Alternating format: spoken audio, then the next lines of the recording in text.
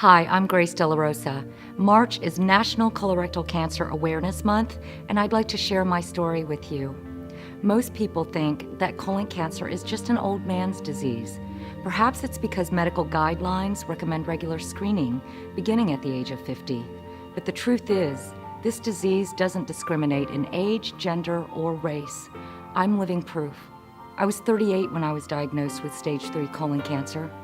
I had surgery to remove the golf ball-sized tumor obstructing my colon, and 2 minor surgeries to insert and later remove a catheter and a port, which is where I received my chemo infusions for 3 consecutive days, every other week, for 6 months.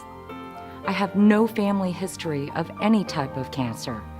I'm a veteran Navy pilot's wife, a mother of 2, who were 14 and 3 at the time. I was a swimmer model, a fitness instructor, and a fitness competitor. I worked out religiously and ate healthy foods. So you can only imagine how shocked I was when I heard the words, "You have cancer."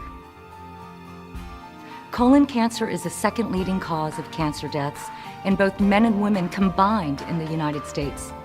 But it's also one of the most preventable and treatable cancers if it's caught early. Nobody likes to talk about colon cancer, I get that, because talking about bodily functions associated with this disease isn't very appealing and can be downright embarrassing. But we're talking about a matter of life and death. And as a survivor, I believe it's my duty to tell you about the symptoms I experienced so that you can be empowered with knowledge about this disease. My symptoms were all hindsight.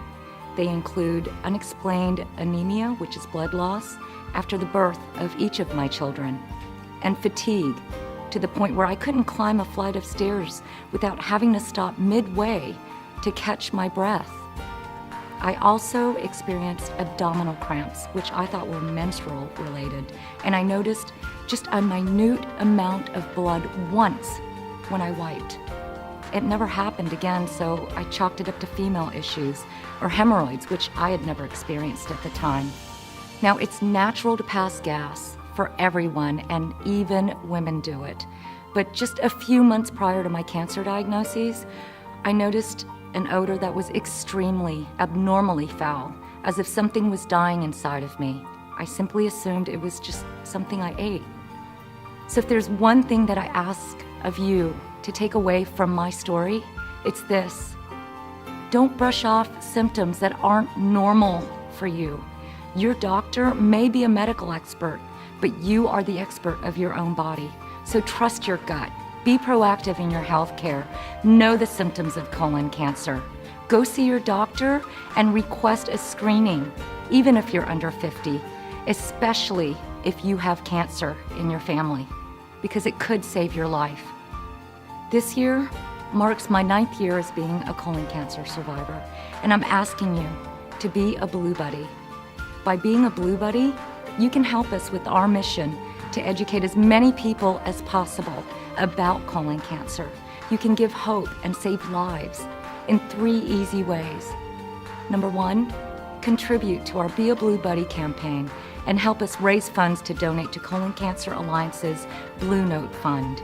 This program provides financial assistance to patients and their families in their time of need, because the last thing anyone undergoing medical treatment needs is to worry about affording proper health care. So please, donate generously.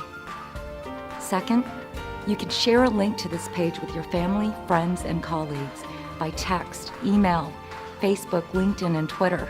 You can also share the link on your website, blog, and newsletter. And finally, create momentum by spreading the word. Wear blue on Friday, March 7th, the first Friday of March, which is National Dress in Blue Day. The color blue symbolizes hope for the patients who are currently fighting this disease, and it also honors survivors as well as those who are no longer with us. It's a great way to start a conversation about colon cancer and perhaps save a life. Here's the fun part. You can send your photos of you and your group wearing blue to bluebuddycampaign@gmail.com, and we'll post them on our campaign and Facebook pages.